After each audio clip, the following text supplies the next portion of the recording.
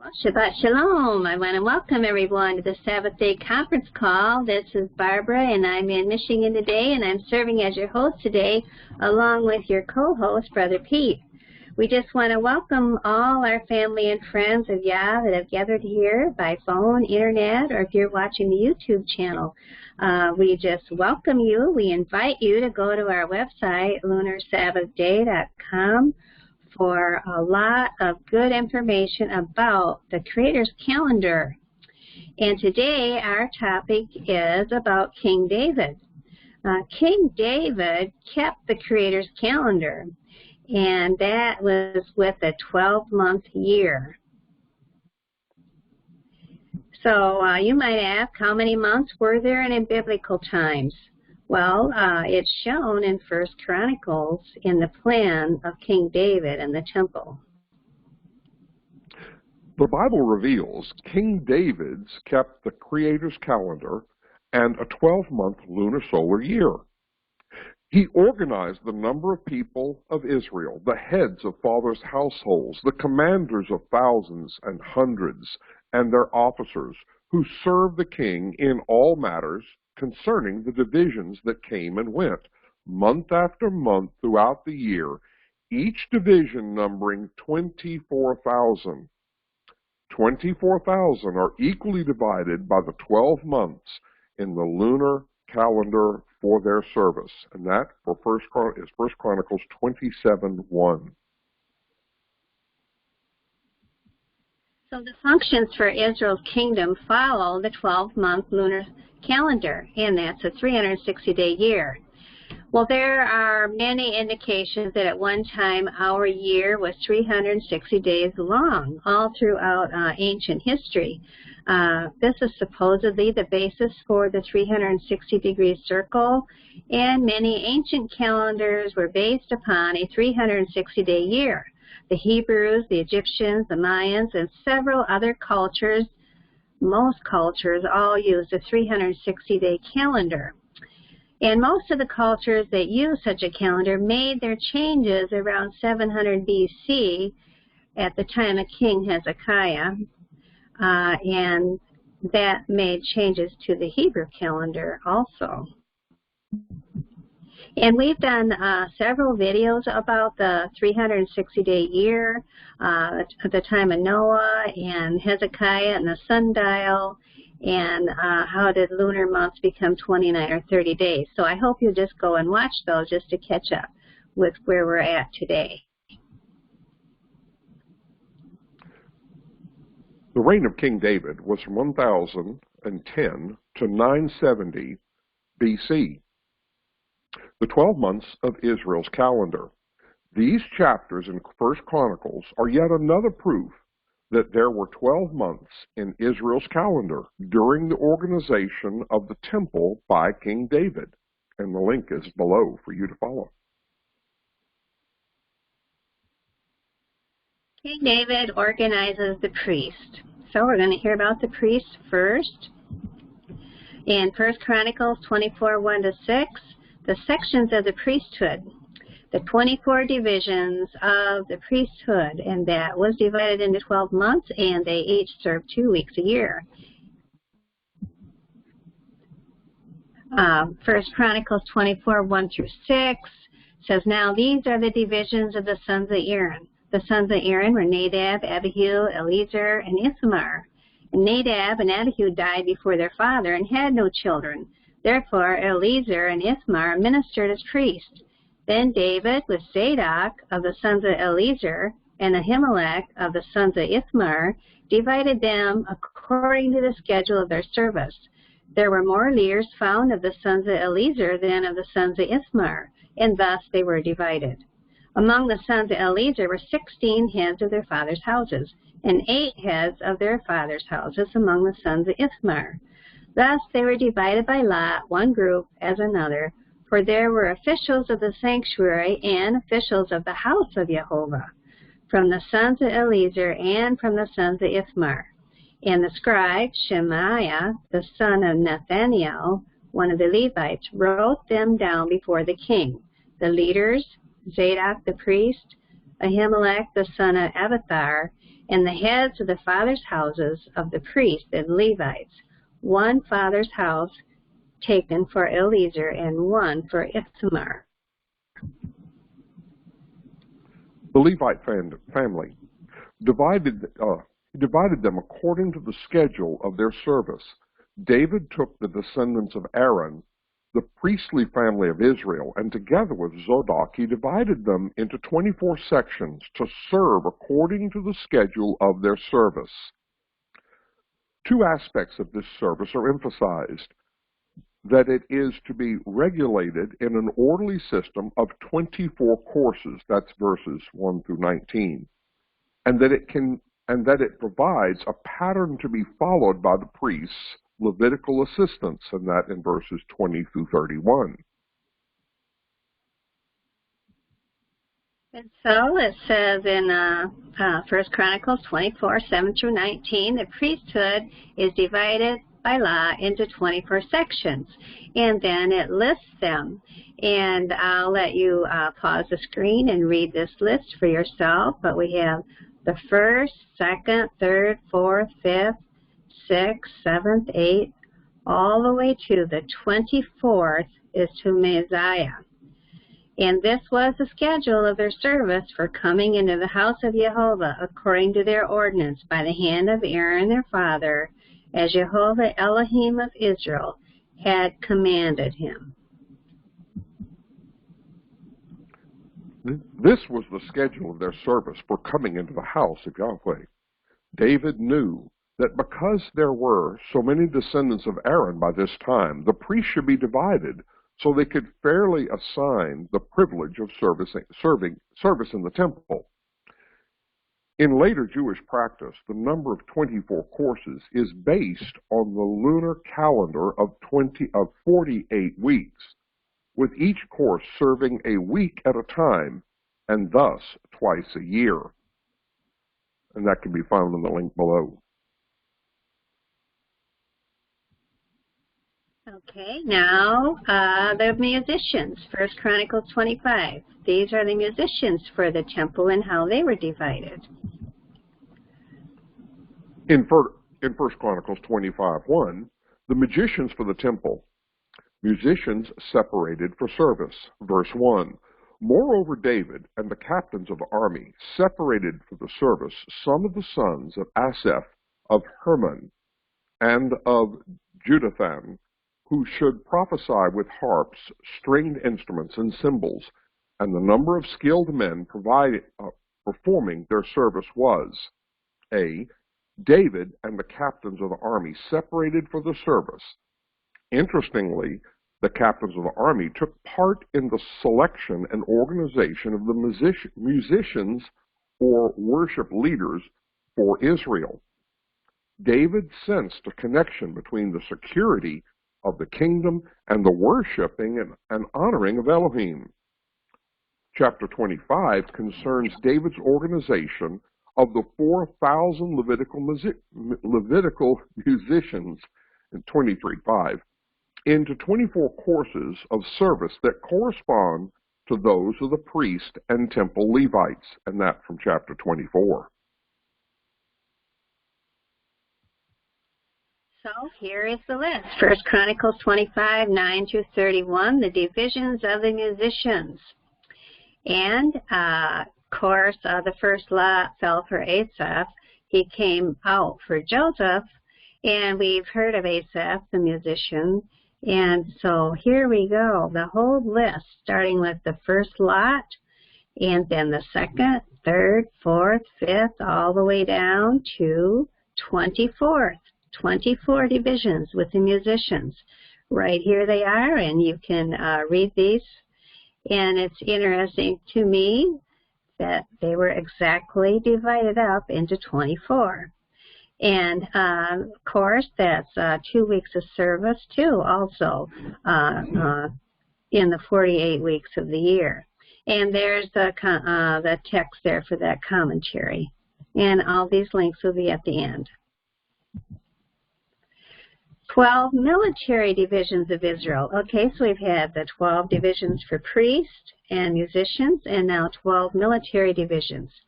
And the tribal leaders also over Israel and officials in King David's government. And that's from 1 Chronicles 27:16 to 22. 1 Chronicles 27, the tribal leaders and officials of state. The general of the king's army was Jacob. Jacob was one of the more complex characters of the Old Testament.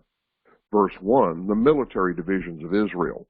And the children of Israel, according to their number, the heads of fathers' houses, the captains of thousands and hundreds, and their officers, served the king in every matter of the military divisions.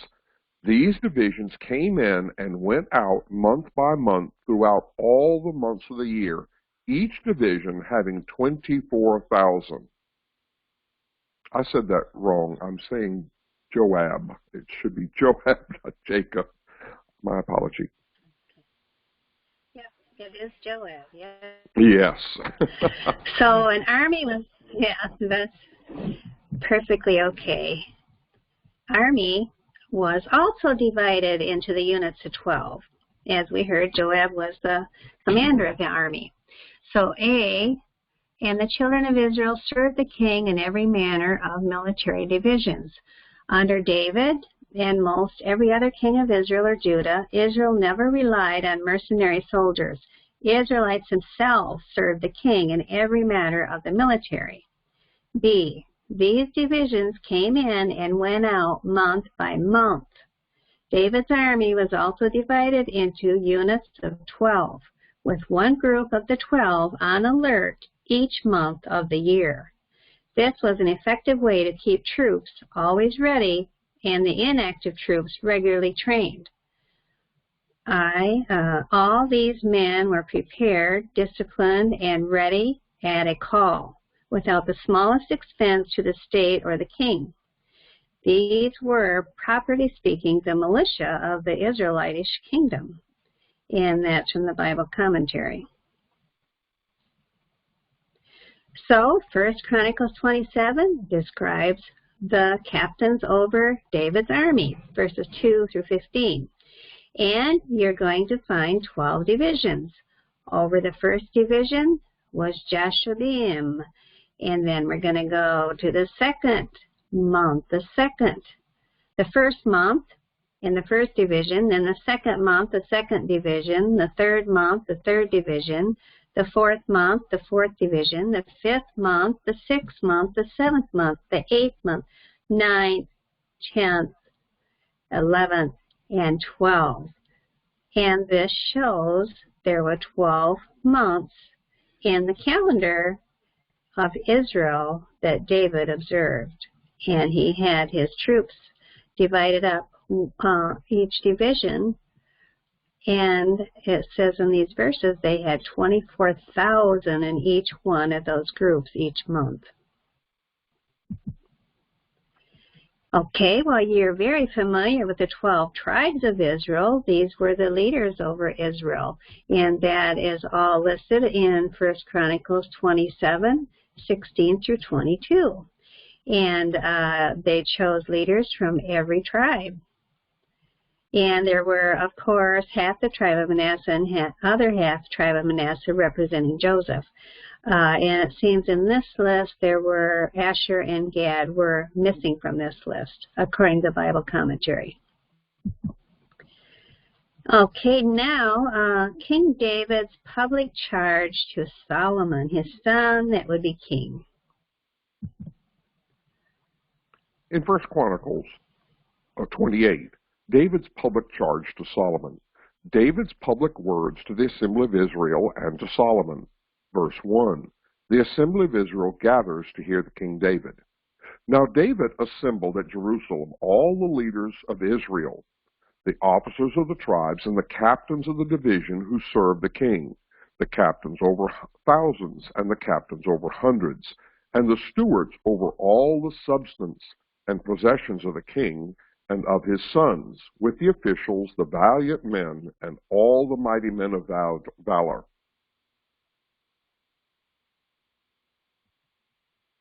And there There it is, 1 Chronicles 28, 2 through 8. David speaks to the assembly of Israel. Then King David rose to his feet and said, "Hear me, my brethren and my people. I had it in my heart to build a house of rest for the ark of the covenant of Jehovah and for the footstool of our God, and had made preparations to build it. But Jehovah said to me, You shall not build a house for my name, because you have been a man of war and have shed blood. However, Jehovah, Elohim of Israel, chose me above all the house of my father to be king over Israel. For he has chosen Judah to be the ruler, and of the house of Judah, the house of my father, and among the sons of my father, he was pleased with me to make me king over all Israel. And all of my sons, for Jehovah has given me many sons, he has chosen my son Solomon to sit on the throne of the kingdom of Jehovah over Israel. Now he said to me, It is your son Solomon who shall build my house and my courts. For I have chosen him to be my son, and I will be his father. Moreover, I will establish his kingdom forever, if he is steadfast to observe my commandments and my judgments, as it is this day. Now therefore, in the sight of all Israel, the assembly of Jehovah, and in the hearing of our Elohim, be careful to seek out all the commandments of Jehovah your Elohim, that you may possess this good land, and leave it as an inheritance for your children after you forever. The plans for the temple. 1 Chronicles 28, 11 through 13. David gives Solomon the plans of the temple. Quote, Then David gave his son Solomon the plans for the vestibule, its houses, its treasuries, its upper chamber, its inner chambers, and the place of the mercy seat, and the plans for all that he had by the Spirit of the courts, of the house of Yahweh, of all the chambers all around, of the treasuries of the house of Elohim, and the treasuries of the dedicated things, also for the division of the priest and the Levites, and for all the work of the service of the house of Yahweh, for all the articles of service in the house of Yahweh.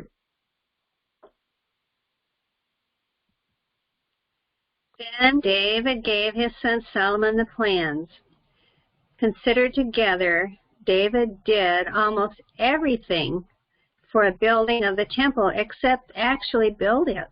He gave Solomon security, a location, the land, money, materials, supervisory staff, workers, and an organized team to run the temple. Here we also see that David also gave his son Solomon the plans.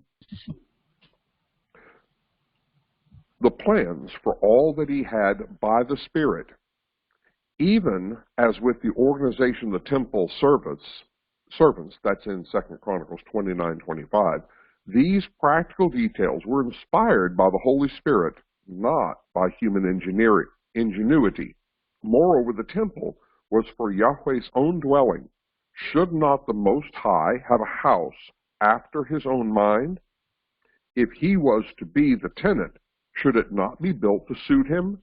And who knows what Yahweh requires in an habitation but Yahweh himself? 1 Chronicles 28:19, David says this. He says, All this, said David, Jehovah made me understand in writing by his hand upon me all the works of these plans. So they were written by Jehovah and given to David. Jehovah's craftsmanship was displayed in the plans for his temple that he gave to David. The plans included each division for a 12-month year to preserve his lunar-solar calendar in the heavens. And Psalms 19:1 says, The heavens proclaim the glory of Yah, and the skies display his craftsmanship. So don't forget to go to our website, lunarsabbathday.com, to access materials directly related to this topic. We have a lot there about the 360-day year and 12 months in a year and the whole calendar of Israel. So thank you for being here today, and I want to thank Brother Pete, and we'll be back next week, Yah willing.